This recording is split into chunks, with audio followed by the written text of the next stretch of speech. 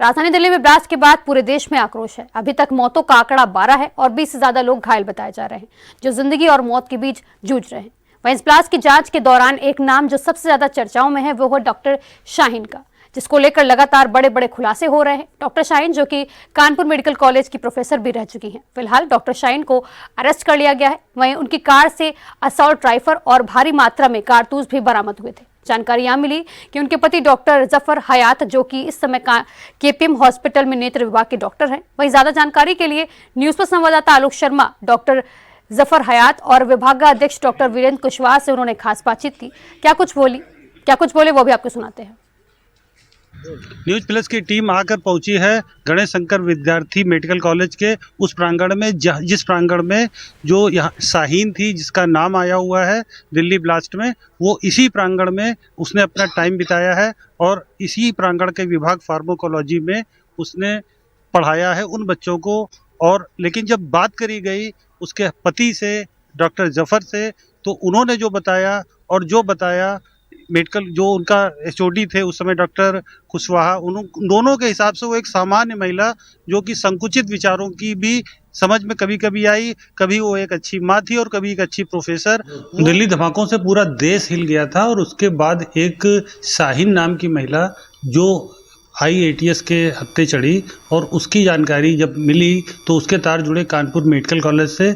और वो जिस विभाग में वो प्रोफेसर थी, उस समय के तत्कालीन जो प्रोफेसर थे वो उस समय हमारे साथ में हैं और उन्हीं से थोड़ी सी बात करने की कोशिश करते हैं।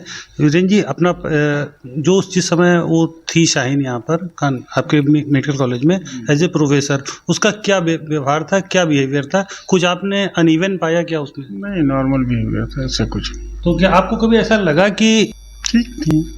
मतलब स्टूडेंट के साथ जो उनकी अप्रोच होती थी वो कुछ असामान्य थी या नॉर्मल ही थी? ऐसा कुछ हमको नहीं लगा। तो आप लोगों ने कभी हम लोगों ने कुछ गौर नहीं किया जी? ऐसा तो कुछ गौर नहीं किया। अच्छा, ये बताइए, क्योंकि ये एक जितने भी उस दिल्ली इंसिडेंट में जो भी लोग आ रहे हैं उसमें ज़्यादातर मेडिकल फील्ड से हैं, ज़्यादातर जो आपका जो डॉक्टर समुदाय है, जो मेडिसिन आप लोगों को भगवान कहा जाता है, और आज की डेट में जब आप इस तरह की चीज़ें सुनते हैं कि कोई डॉक्टर ही इन्वॉल्व हो गए ऐसे एंटी नेशनल में, तो क्या फील करते हो आप? बहुत ही दुर्भाग्यपूर्ण है, क्या शॉक्ड है हम लोग। जब ये घटना सामने आई, कह सकते हैं वो कलीग इतने बड़े एक इंसिडेंट में काउंटर पार्ट है उसकी, तो उस समय फर्स्ट थॉट क्या आया आपके दिमाग में? तो अनबिलीवेबल है, विश्वसनीय नहीं था।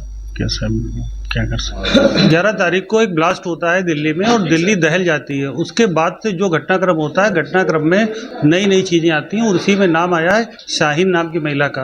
और शाहीन के तार जुड़े कानपुर के मेडिकल कॉलेज से, और मेडिकल कॉलेज में के तार आए डॉक्टर जफर हयात के पास, क्योंकि डॉक्टर जफर हयात से इनकी शादी हुई थी शाहीन की। डॉक्टर जफर हयात हमारे साथ हैं, हम लोग बात करते हैं। डॉक्टर साहब, हम थोड़ा सा अलग बात करना चाहते हैं। जो आपकी शादीशुदा ज़िंदगी थी, कि जो अब आपकी शादीशुदा जीवन था, जैसे आम लोगों का होता है, उससे कुछ जो शाहीन थी कुछ अलग आपको नजर आई या नॉर्मल लाइफ ही थी आप लोगों की? अच्छा, और कभी कभी क्या ऐसा होता था कि धार्मिक कट्टरता की बातें या मुस्लिम के ऊपर हो रहे अत्याचारों की बातें उनके जहन में, उनके बातचीत में कभी दौरान आपको सुनाई पड़ी, देखने को मिली? बिल्कुल नहीं, नॉर्मल कन्वर्सेशन होता था जो जैसे होता था एक गृहिणी के रूप में। कैसी थी शाहीन? बिल्कुल एक नॉर्मल हम लोग लाइफ गुजार रहे थे और बहुत खूबसूरत लाइफ थी। कब आपको ये लगा कि अब इनसे अलग हो जाना चाहिए, हमारा जीवन अब इनके साथ पार नहीं हो सकता? नहीं अलग हुआ हूँ, वो अलग हुई है, मैं तो खुश था।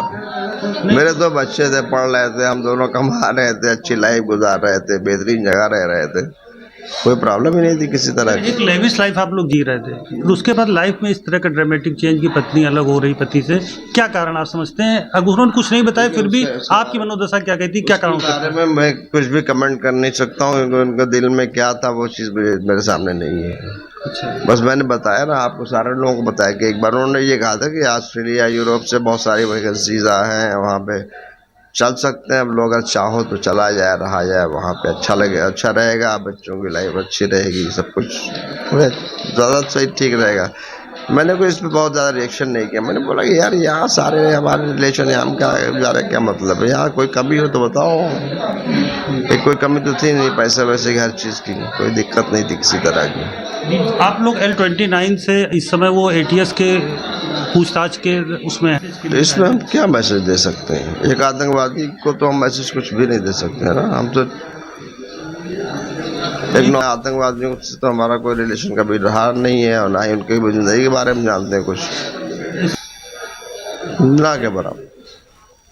बताया डॉक्टर जफर हयात ने कि वो एक साधारण बच्चों को प्यार करती है, पति से प्रेम करती है, और वो इतनी बड़ी घटना में उसका योगदान ही नहीं, उसका मास्टर 10-12 मासूम लोगों की हत्या और 20 से ज़्यादा लोग घायल के जैसी घटना की जिम्मेदार निकली शाहीन। हमारे साथ थे उनके एक्स पति डॉक्टर जफर हयात, जिनसे उनका तलाक हो गया था।